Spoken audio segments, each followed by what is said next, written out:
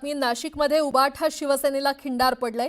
सुधाकर बडगुजर, बबन घोलप यांच्यासह 15हून अधिक माजी नगरसेवक हे भाजपमध्ये प्रवेश करणार आहेत। पूर्वाश्रमीचे भाजप पदाधिकारी आणि गेल्या विधानसभा निवडणुकीत उमेदवारी न मिळाल्यानं शरद पवारांच्या राष्ट्रवादीकडून उमेदवारी न मिळालेले गणेश गीते देखील भाजपमध्ये प्रवेश करणार आहेत। त्यामुळे नाशिक जिल्ह्यात भाजपची ताकद वाढणार आहे। पालिका निवडणुकीत एकहाती सत्ता आणण्यासाठी गिरीश महाजनांची ही मोठी खेळी असल्याचं बोललं जातंय। तर बडगुजर यांच्या प्रवेशाला नाशिक भाजपमधून मात्र मोठा विरोध होतोय।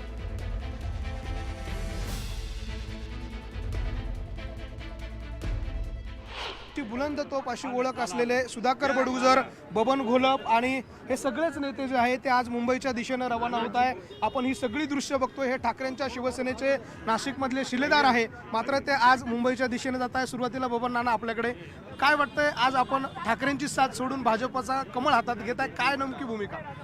जिथं इज्जत नाही, किंमत नाही, तिथं राहण्यात मजा नाही। त्याच्यामुळे आपल्याला जनतेचे आपल्यावर फार उपकार आहे। ज्या जनतेने 30 वर्ष आम्हाला निवडून दिलं, त्यांची सेवा करायची आहे, त्यांची कामं आहेत। ज्या समाजात जन्माला आलो त्या समाजाची कामं आहेत। ही कामं करण्यासाठी मला काही निर्णय घेणं गरजेचं होतं। शिवसेनेने मला रिटायरच्या यादीमध्ये जमा केलं होतं, त्याच्यामुळे मी अजून रिटायरने काम करण्याची माझ्यामध्ये क्षमता आहे आणि ती मला दाखवून द्यायची। काय तुमच्यावर अन्याय होत होता?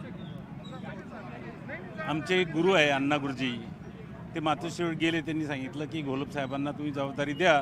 ते म्हणले नाही, ते आमच्या रिटायरच्या यादीमध्ये आहे। मग त्याच्यामुळे मग मी जर त्यांच्या रिटायरच्या यादीमध्ये आहे तर माझं रिटायरमेंट काय मला दाखवून दिलं पाहिजे ना। किती लोक घेऊन रिटायरमेंट दाखवताय? आता बघा, 60 बसेस आहे, 400 गाड्या आहेत आणि सगळे भरलेले दिसतील तुम्हाला, रिकामी गाडी नेणार नाही आम्ही। आपल्यासोबत सुधाकर बडगुजर देखील आहे। सुधाभाऊ, नाना आहे, तुम्ही आहात, एवढी मोठी फौजफाटा घेऊन आज आपण भाजपत जात आहे, नेमकं काय इतकं दुखवलं गेलं होतं की भाजपत जावं लागतंय?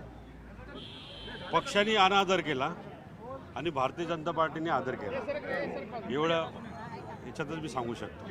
पण गेली अनेक दिवस तुमच्या पक्ष प्रवेशाला विरोध झाला, तो विरोध पक्षश्रेष्ठींनी झुगारला भाजपच्या, इतकं महत्त्व तुम्हाला दिलं गेलं, नेमकं त्या मागे काय गणित? साहजिकच आहे, हे भारतीय जनता पार्टीच्या ज्या सीमाताई हिरे आहेत ते माझ्यासमोर उमेदवारी त्यांनी केली आहे आणि साहजिक आहे एकमेकांमध्ये आरोप प्रत्यारोप झालेले होते।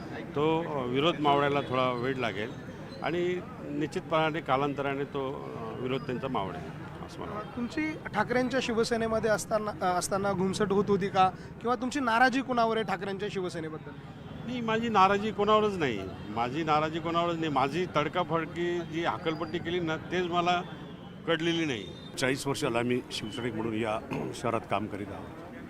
हे करीत असताना माननीय सुधाकर भाऊ महानगर प्रमुख झाले, जिल्हा प्रमुख झाले, त्यांना विधानसभेची उमेदवारी दिली आणि आम्ही संघटनेच्या याच्यामध्ये सातत्यानं बरोबर असताना अतिशय चांगलं असं काम या शहरामध्ये उभं केलेलं असताना ज्यावेळेस सुधा भाऊंवर एवढा मोठा अन्याय झाला, त्यामुळे आम्हाला असं वाटतं मनापासून सुधा भाऊंना साथ द्यावी म्हणून आम्ही त्यांच्यासोबत भारतीय जनता पक्षामध्ये प्रवेश करीत आहोत। सगळ्यात अग्रभागी असणारी ही टीम आज भाजपकडे जाते आणि त्यामुळे ठाकरेंच्या शिवसेनेला नाशिकमध्ये हे मोठं खिंडार मानलं जात आहे। व्हिडिओ जर्नालिस्ट हेमंत बागुलसह लक्ष्मण घाटोळ, न्यूज 18 लोकमत, नाशिक।